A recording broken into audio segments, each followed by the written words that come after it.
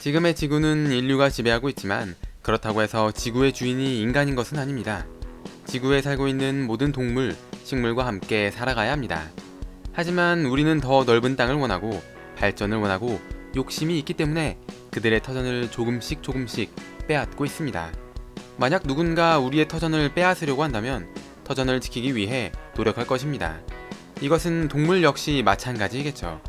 신기한 동물들이 많이 있는 호주에서는 자신의 터전을 지키기 위해 인간과 전쟁을 했던, 그리고 그 전쟁에서 승리했던 동물이 있습니다. 인류 역사상 최악의 전쟁이라고 평가받는 제2차 세계대전은 5천만 명 이상이 사망한 것으로 알려져 있습니다. 그 이전에 발생했던 제1차 세계대전은 2차 대전까지는 아니지만 그래도 많은 사망자가 발생했습니다. 이때 호주는 뉴질랜드와 연합해 협상국 소속으로 참전했죠. 전쟁은 협상국의 승리로 끝났고 전쟁에 참여했던 호주 군인들은 다시 호주로 돌아와 평범한 일상을 살아가야 했습니다. 호주 정부는 이들에게 땅을 제공했고 군인들은 제공받은 땅에 농사를 지으며 생활을 시작했습니다. 제1차 세계대전이 끝나고 1920년대 후반부터 시작된 세계 경제 침체 현상인 대공황은 호주 역시 영향을 줬습니다. 퇴역 군인들은 농사를 하며 돈을 벌길 원했지만 대공황으로 사람들이 소비하지 않으니 돈을 벌지 못했고 일부는 일자리를 찾아 도시로 떠나기까지 했습니다. 정부는 농민들에게 보조금을 약속하며 밀을 키우도록 권했지만 계속된 밀 가격 하락 때문에 농부들의 삶은 계속 나빠지게 되었죠. 이렇게 심각한 상황 속에서 농부들의 삶을 더 어렵게 만든 동물인 에뮤가 등장하게 됩니다. 왼쪽에 보이는 그림은 호주의 국기이고 오른쪽에 보이는 그림은 호주의 국장입니다.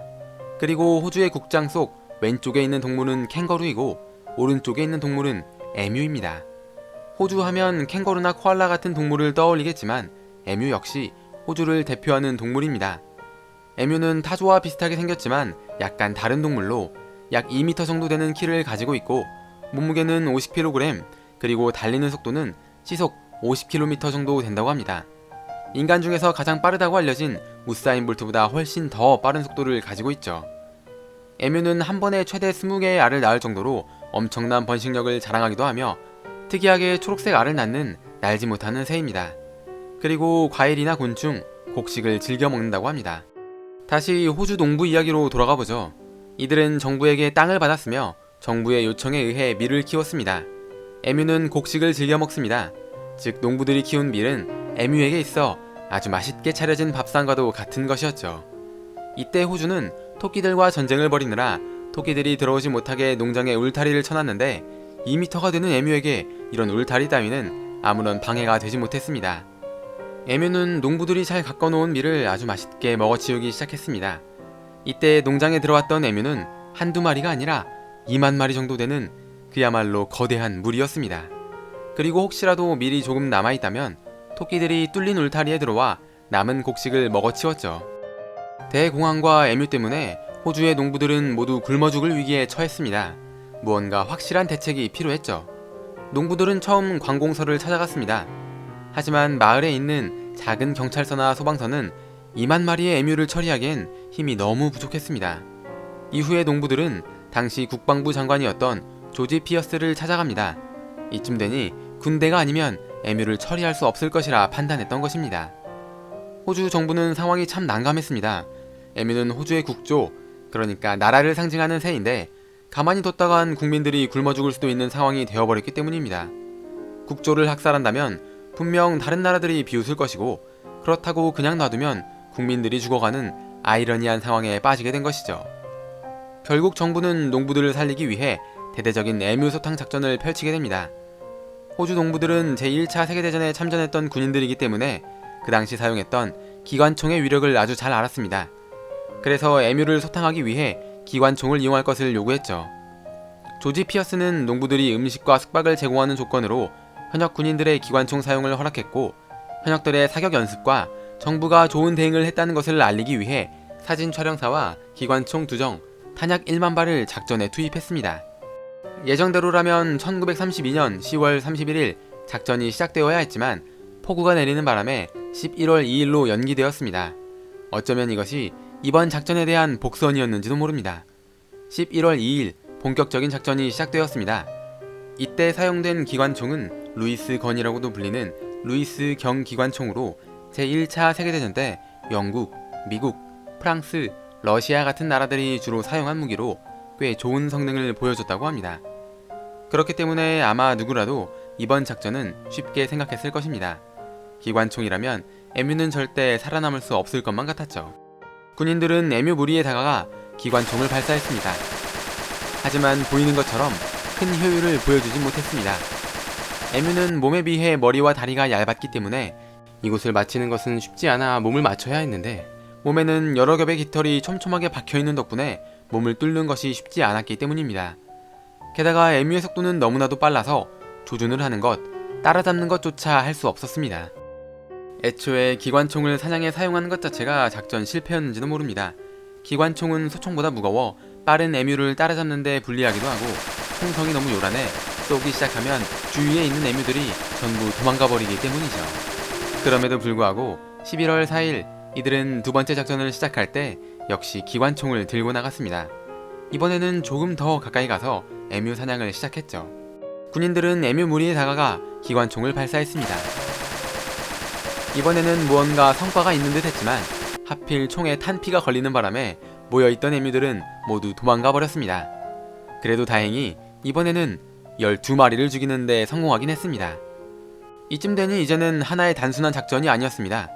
MU는 계속 농작물을 먹어치웠고 국방부의 자존심은 바닥으로 떨어졌습니다.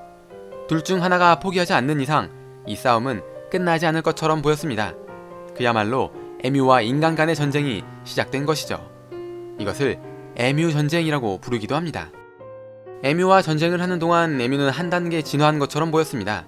그들 중에서 가장 커다란 MU가 리더 역할을 맡게 되었고 리더가 인간을 감시하는 동안 다른 MU들은 분산 배치돼 기관총에 의한 피해를 최소화했습니다. 호주군은 MU의 속도를 따라잡기 위해 트럭에 기관총을 설치해 MU를 소탕할 작전을 짰지만 MU 한 마리가 트럭에 몸통 박치기를 하는 바람에 장비가 고장나 작전을 실행할 수 없었습니다. 이것이 MU 리더에 의한 하나의 전술인 것인지 아니면 하나의 MU가 스스로 판단해 내린 결론인 것인지 아니면 우연에 의한 것인지 알 수 없었지만 어쨌든 MU는 호주군이 생각했던 것보다 훨씬 더 강한 적이었습니다. MU는 분대를 나눠 인간과 싸우기 시작했습니다. 하나의 분대가 공격을 받으면 하나의 분대는 곡식을 먹었고 그 분대가 공격을 받으면 다른 분대가 곡식을 먹었습니다. 언론은 이런 상황을 빠짐없이 보도했고 호주군은 자신감을 점점 잃어갔습니다. MU와의 전투에서 단 한 차례도 승리하지 못했으니까요. 결국 11월 8일 국방부 장관은 철수를 명령하게 됩니다. 호주군은 MU를 이렇게 평가했습니다. 만약 MU를 훈련시켜 부대로 만들 수 있다면 세계 어느 육군과 싸워도 이길 수 있을 것이다. 이후로도 MU는 계속 곡식을 먹고 농장을 망쳐놨습니다.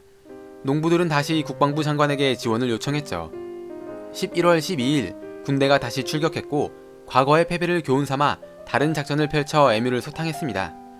이들은 12월 10일까지 1만 발의 탄약을 소비해 1000마리의 MU를 잡는 데 성공합니다. 하지만 여전히 1만 9천 마리의 MU가 남아있는 상태였습니다. 군대는 철수했고 국방부 장관은 MU와의 전쟁에서 승리했다고 말했지만 이것을 동의하는 사람은 아무도 없었습니다. 심지어 인간과 전쟁에서 승리한 MU에게 훈장을 줘야 한다는 목소리도 나오는 상황이었죠. MU 전쟁은 MU의 승리로 끝이 났고 농부들은 계속 고통받았습니다. 1934년, 1943년, 1948년에 다시 국방부에게 지원을 요청했지만 역시 큰 소득을 거두진 못했다고 합니다. 하지만 다행스럽게도 농부들은 MU를 가축화시키는 데 성공했고 더 튼튼한 울타리를 만들어 MU가 침입하지 못하게 하는 것으로 모든 사건은 마무리됩니다. 물론 더 많은 군인들, 더 많은 무기를 투입했다면 MU 전쟁에서 승리했을지도 더 빠르게 마무리됐을지도 모릅니다. 하지만 과거에 있었던 토끼와의 전쟁, 여우나 낙타의 개체수를 줄이지 못했던 것을 보면 호주는 이번에도 승리하지 못했을 것 같기도 합니다. 물론 동물단체의 반대가 있었겠지만 어쩌면 이들은 토끼 전쟁 때 그랬던 것처럼 MU 전쟁에 많은 병력을 투입해 이기지 못한다면 웃음거리가 될 수도 있을 것이라 생각했을 수도 있죠. 이쯤 되니 정말 지구를 지배하고 있는 것이 인간이 맞는지 의문이 들기도 합니다. 심지어 호주라는 나라에 인간은 살면 안 되고 야생동물들이 살아갈 수 있도록 자연 그대로 두는 것이 맞지 않을까 하는 생각이 들기도 하죠. MU 전쟁은 지구의 주인은 절대 인간이 아니라는 것을 보여주는 가장 대표적인 사건으로 기억될 것입니다.